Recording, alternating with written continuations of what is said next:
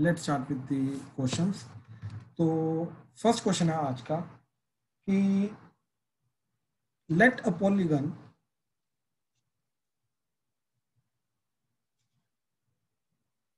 of n sides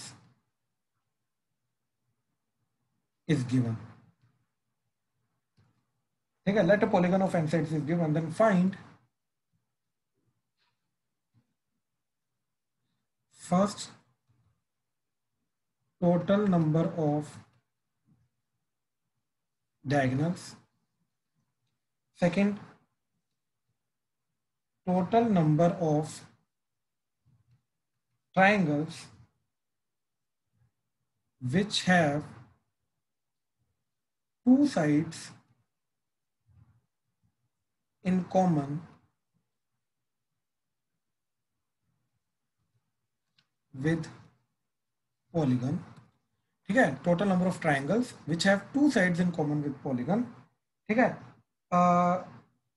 total number of triangles, third part, total number of triangles which have one side in common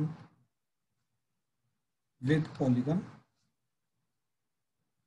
ठीक है, ये चीज तो ध्यान से करो, सोचो पहले क्या चीज है, क्या करोगे, कैसे अप्रोच करोगे, सोचो.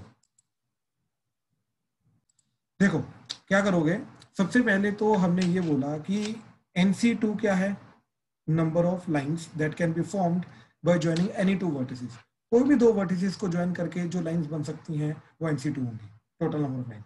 वो जो टोटल लाइंस हैं वो या तो साइड होंगी या तो डायगोनल होगी. So this should be equal to number of sides plus number of diagonals.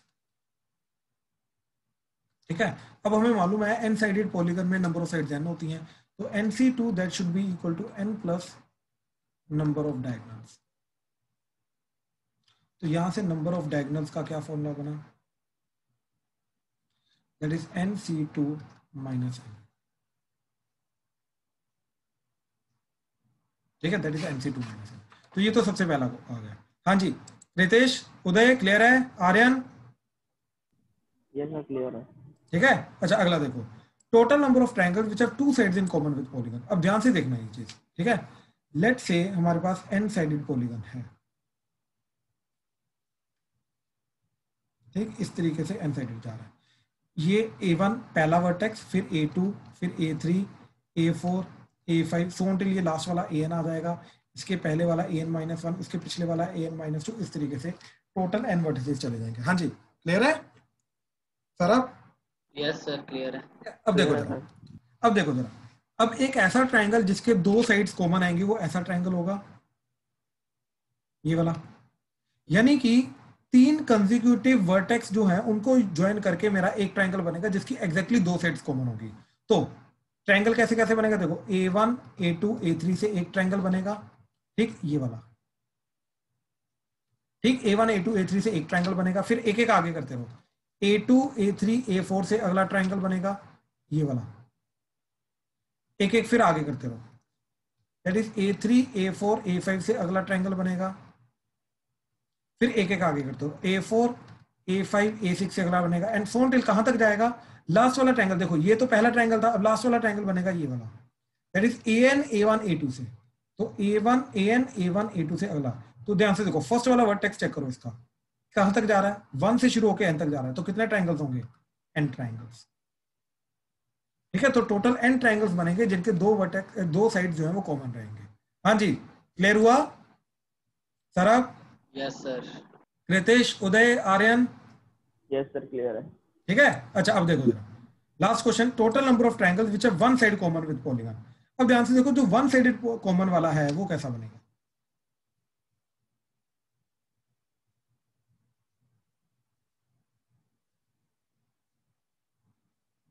ठीक है, तो ये A1, A2, A3, A4, A5, A6 so till AN-1. ठीक है, अब ध्यान से देखना जरा, एक साइड कॉमन, तो लेट से ये एक साइड कॉमन आ गई. अब जो दूसरी वर्टेक्स है, जो सॉरी थर्ड, देखो दो वर्टेक्स तो ये चली गई ट्रायंगल की.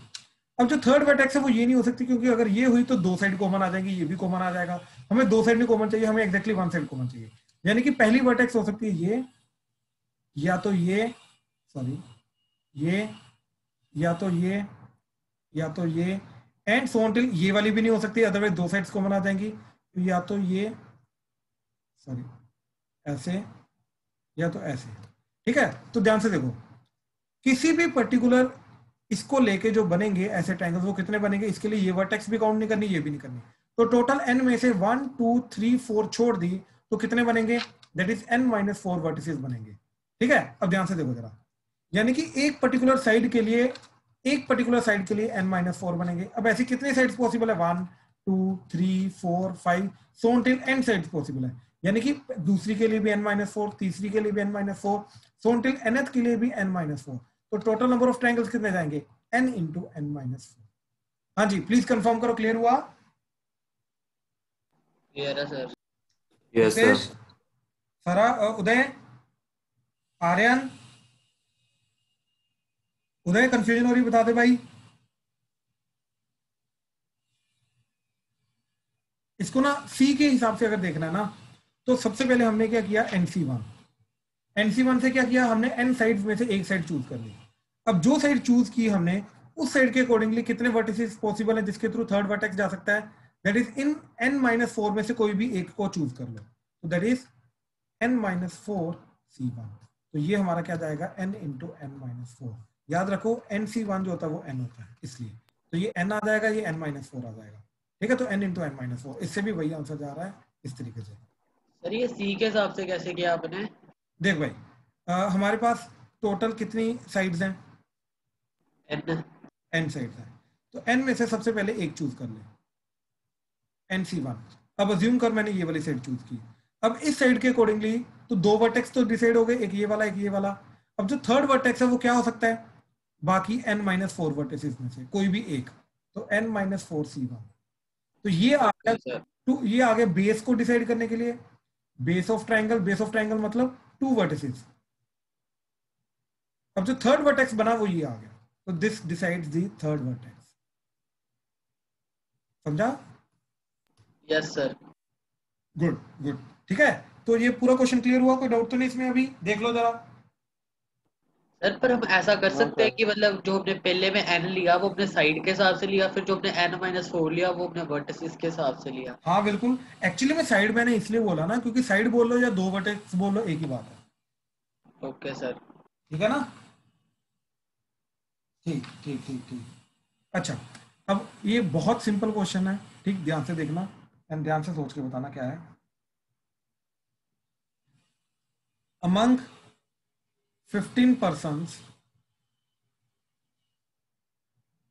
how many total handshakes are possible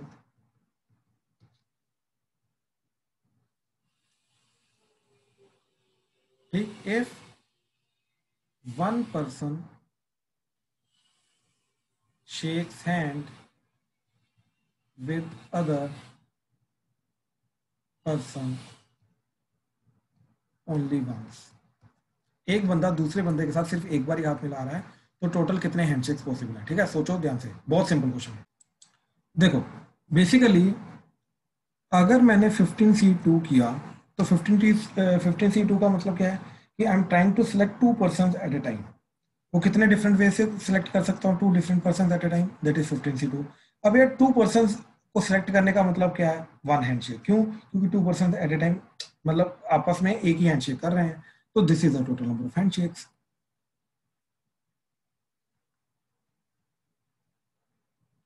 sir clear हुआ उदय? सर हाँ जी।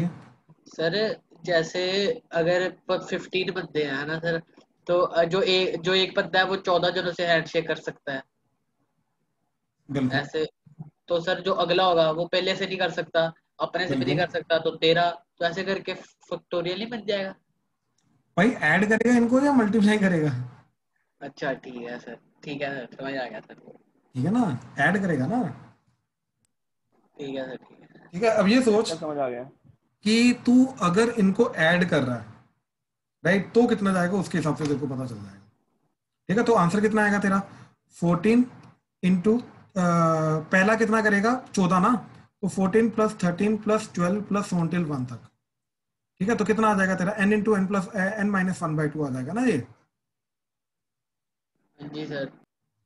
ठीक है, इस हिसाब से मैच नहीं कर रहा क्योंकि ये आ जाएगा, सॉरी इसका आंसर तो होता है n इंटू एन प्लस 1/2 ना, तो 14 इंटू 14 प्लस 1 15/2, तो बिल्कुल आ जाएगा सर। बिल्कुल आ रहा है, बिल्कुल आ रहा है। ठीक है, चलो अभी एक छोटा सा टॉपिक है। ठीक है, इसका मैं बेस क्लियर कर देता हूँ, बाकी इसको कल कंटिन्यू करेंगे। वो है सर्कुलर परम्यूटेशन।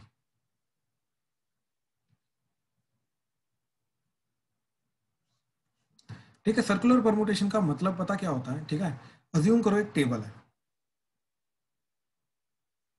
ठीक, अब इन टेबल के अराउंड हमारे पास 3 पोजीशंस अवेलेबल है। ठीक, तो यहां पर अगर मेरे को 3 पर्सन को बिठाना है तो मैं कितने टोटल वेज से बिठा सकता हूँ। ठीक है, अब ध्यान से देखो, एक चीज याद रखना, ए बी सी एक एक आगे शिफ्ट कर दिया, यानी कि ए इधर आ गया, बी इधर आ गया, सी इधर आ गया। तो पहले तो ये सोच के मेरे को बताओ, सर्कुलर परम्यूटेशन के अंदर ये दोनों केसेस डिफरेंट होंगे या सेम होंगे। सर करना क्या है? सेम होंगे। मैं बोल रहा हूँ भाई सरब बात सुन, मैं बोल रहा हूँ कि सर्कुलर परम्यूटेशन के अंदर ये दोनों केसेस डिफरेंट होंगे। बेसिकली ये है, I am trying to arrange 3 person around a table ABC, right. तो अरेंज करके एक पहला लेफ्ट वाला बन रहा है, एक राइट वाला बन रहा है। Are these two cases same और दीज टू केसेस डिफरेंट, मैं इनको सेम काउंट करूंगा या डिफरेंट काउंट करूंगा। सर देखने पे है, उधर से देखेंगे तो सीधा ही लगेगा। थोड़ा सा सोच, थोड़ा सा सोच। सर डिफरेंट है, क्यों? क्योंकि सर अपने बंदा जब बिठाना है तब वो उसकी पोजीशन चेंज हो जाएगी, मतलब वो बी पे एग्जैक्टली आ तू पता जाएगा। क्या बोल रहा है, मैं सुन सुन सुन, तू पता क्या बोल रहा है कि इस पोजीशन पे कौन है, इस पोजीशन पे कौन है, इस पोजीशन पे कौन है, उसके हिसाब से तू देख रहा है ना। हाँ जी सर। एक्चुअली में सर्कुलर परम्यूटेशन में इसके हिसाब से नहीं देखते। सर्कुलर परम्यूटेशन की पता किस हिसाब से देखते हैं, विल अज्यूम कि हम यहाँ पे बैठे हुए हैं। ठीक है, अब तू खुद सोच, अगर तू यहाँ पे बैठा हुआ है तो तेरे लेफ्ट में कौन आ रहा है। सी। अबे लेफ्ट में, तेरे लेफ्ट में इधर है, तेरा फेस इधर है, मेरा लेफ्ट, अच्छा सर हाँ ठीक है, बी आ रहा है वहां से, तो बी आ तेरा रहा बी आ रहा है, तो तेरा राइट में कौन आ रहा है। है। सी सी। अब यहाँ पे देख, ये तेरा फेस है, तो तेरे लेफ्ट में कौन है, बी। तेरे राइट में कौन है। सी। तो ये दोनों क्या है, सेम। ठीक है सर, समझ आ गया। बात समझा। तो एक्चुअली में एक्सटर्नल पॉइंट ऑफ व्यू से नहीं तेरे को देखना, तू अज्यूम करेगा कि तू यहाँ पे अगर बैठा हुआ है तो तेरी सीटिंग अरेंजमेंट जो है ये वाली और ये वाली सेम है या नहीं है। बात समझा। Yes sir. तो ये दोनों केसेस सेम है। इसका मतलब ये है कि अब मैंने अगर बी और सी को आपस में इंटरचेंज किया ए के विद रिस्पेक्ट टू, तो जाके वो डिफरेंट केस बनेगा। यानी कि ए इधर है, अब बी इधर आ गया, सी इधर आ गया, yes these two are different cases. बात समझा। Yes sir. इसका मतलब ये है कि अगर मेरे को 3 पर्सन को अरेंज करना है तो उसके टोटल नंबर ऑफ वेज आएंगे मेरे 2 फैक्टोरियल। ए को छोड़ के बाकी दोनों को अरेंज कर दो। बात समझे। Yes sir. इसका मतलब ये है कि अगर मेरे को 4 पर्सन को टेबल पे बिठाना है, सर्कुलर टेबल पे, तो एक को छोड़ इसके विद रिस्पेक्ट टू बाकी तीनों को अरेंज कर दो, वो टोटल नंबर ऑफ वेज चले जाएंगे। यानी कि इसका चला जाएगा 3 फैक्टोरियल। आई होप क्लियर हुआ। Yes sir. ठीक है, इसका मतलब यह है कि अगर टोटल n पर्सन को बिठाना है, ठीक है, अब ध्यान से सुनना, मैं पूरा का पूरा चीज बता रहा हूं। ठीक है, कि if n different objects are to be permuted in a circle, then number of ways is a n minus 1 factorial। ठीक, n minus 1 factorial, ये चीज समझ आई। ये छोड़ो, सीधा लिखो n minus 1 factorial। हाँ जी, ये चीज क्लियर हुई। Yes sir. ठीक है, तो जैसे 5 लोगों को टेबल के अराउंड बिठाना है तो उसका टोटल नंबर ऑफ वेज आ जाएंगे 4 फैक्टोरियल, इस तरीके से। कोई डाउट इसमें। ठीक है, अच्छा अब देखो, जैसे क्वेश्चन है, late 10 persons are to be seated around a circle. Find the number of ways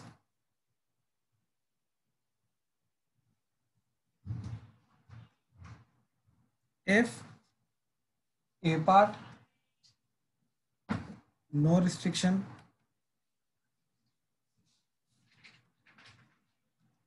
B, A and B are together, C,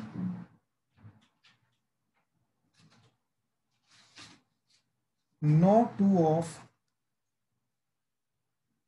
A, B, C are together. ठीक है, सोचो सोचो ध्यान से। चलो एक काम करता हूं, मैं इसको ऐसे एग्जांपल ही करा देता हूं, ठीक है, ज्यादा बढ़िया रहेगा। देखो जरा, सबसे पहले तो क्या केस है भाई, 10 पर्सन्स को सर्कल के राउंड बिठाना है, तो बोलो जरा क्या आएगा। फैक्टोरियल। बिल्कुल, पहले का तो बहुत सिंपल है, नो रिस्ट्रिक्शन, जैसे मर्जी बिठाओ कोई फर्क नहीं पड़ता, 9 फैक्टोरियल। अब ये बताओ अगले का क्या करोगे, A and B are always together, कौन सा मेथड लगेगा? सर वो दोनों इकट्ठे बिठाने का टाइम मेथड, ठीक है ना। तो हम क्या करेंगे, ए एंड बी को एक यूनिट मान लेंगे।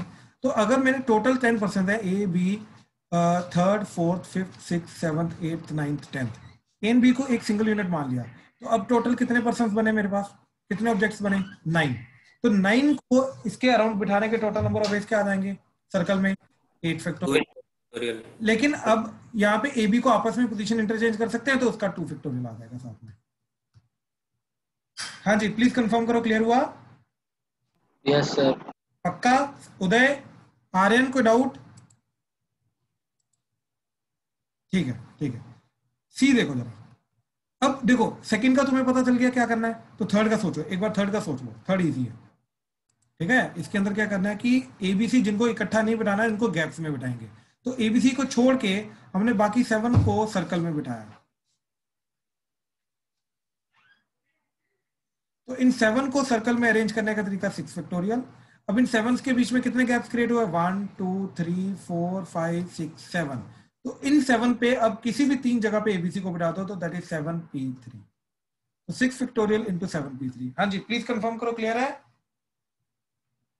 क्लियर है सर। क्या कोई डाउट तो नहीं? No sir. चलो ठीक, आज का इसी के रिलेटेड मैं होमवर्क दे दूंगा, ठीक है। चलो कल कंटिन्यू करते हैं, थैंक यू।